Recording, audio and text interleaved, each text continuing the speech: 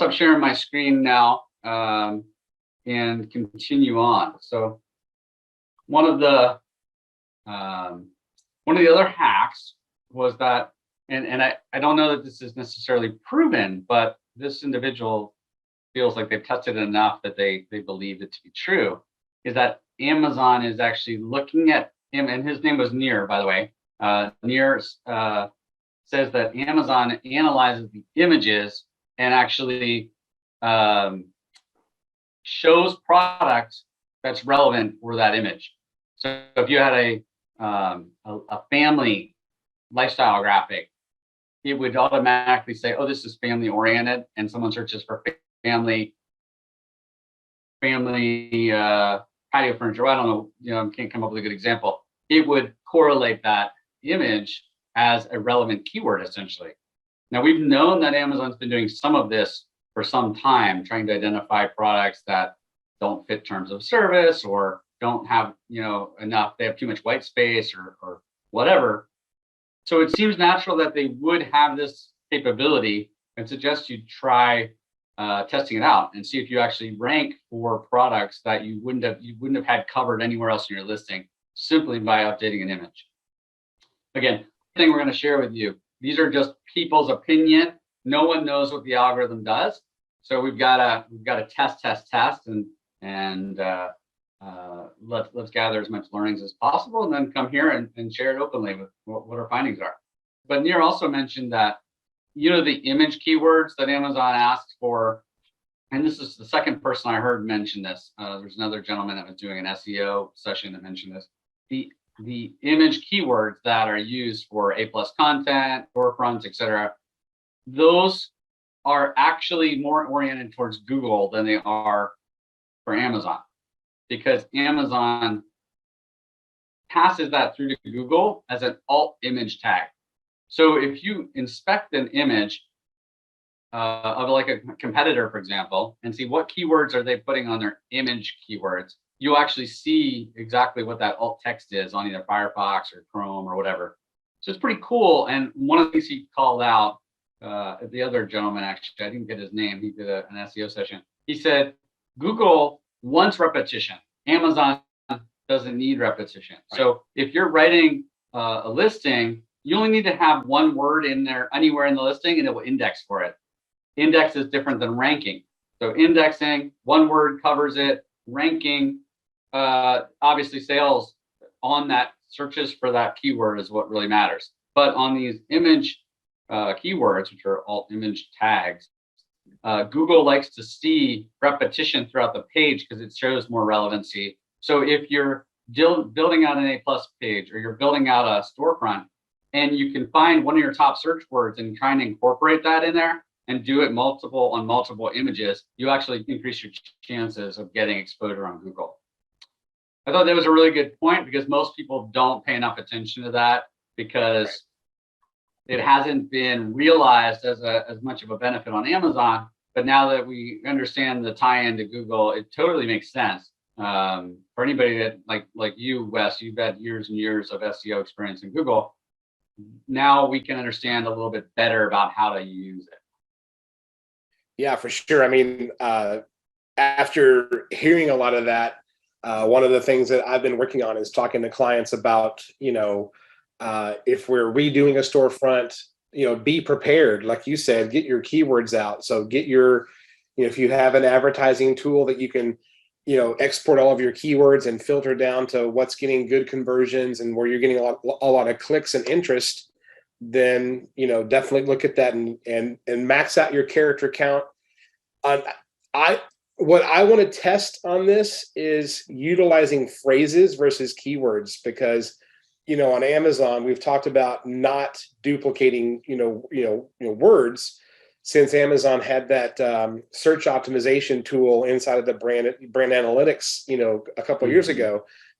So I've kind of shifted away from phrases to make sure that we don't duplicate by using multiple phrases and then, therefore multiple words duplication. But as you've said, on Google, you want that duplication. So what I would like to test is utilizing phrases in those alt image tags to see if that improves Yeah. improves SEO on Google, because if you match a phrase exactly, that's going to improve your chances for SEO on Google as well.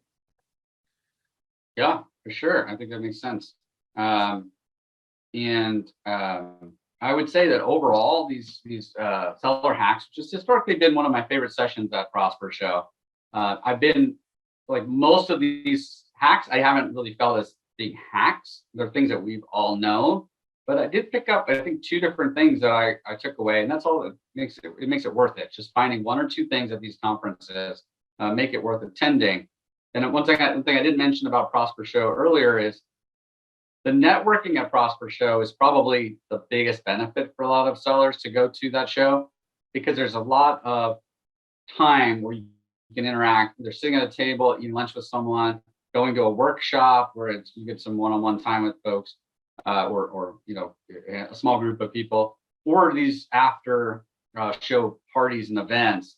There's a lot of connections that are made at those things. So it's probably one of the places for networking. And if you're doubting, should I go to these conferences? Should I not? I would say you just bumping into other sellers is probably one of the biggest benefits at these events. Mm-hmm. So another person, Paul Barron, mentioned using Facebook groups to survey audiences in that group. So, for example, you want to cater to a particular market. Let's say it's a travel group, and you have a travel-oriented product. Reach out to the owner of that group and say, "Hey, I'd love to survey everyone and offer a giveaway. Would you be open to that?" And a lot of times, those groups don't see any harm in it, as long as it's legitimate and it's going to cause excitement for their group, and someone's going to win something. And that's been a good way for them to gain insight into what are the customers looking for, and so forth. He also mentioned, surveying customers via email and SMS, and really trying to understand as many insights as you can, particularly demographic and psychographic. And I think it's key. I mean, all of us that have been in retail for many years understand how important surveys have been to traditional retailers, but I would say Amazon sellers don't have that same connection with customers, and they don't have the same ability to survey their customers. So use creative ways like this to survey customers. Even if your email list or SMS list is small, it still gives you learning that's beyond your circle of friends or colleagues. And by the way, guys, just chime in anytime you have feedback on any of these. Yeah. Ben Weber mentioned that, and this is one of the things I did not know about, that if you are either a vendor or have been a vendor, if you have a SaaS core rep, you can ask for what's called an IDQ Hawk report. And this is essentially a listing quality report that analyzes what is good about your listings and what's bad, and actually makes recommendations on how to improve. So we've always talked about the fact that Amazon looks at completeness of your attributes and these different things that we know to be true, but we've not seen it being offered as an actual report. Walmart has been doing this for years, but I have not heard of this from Amazon. So I thought it was pretty interesting.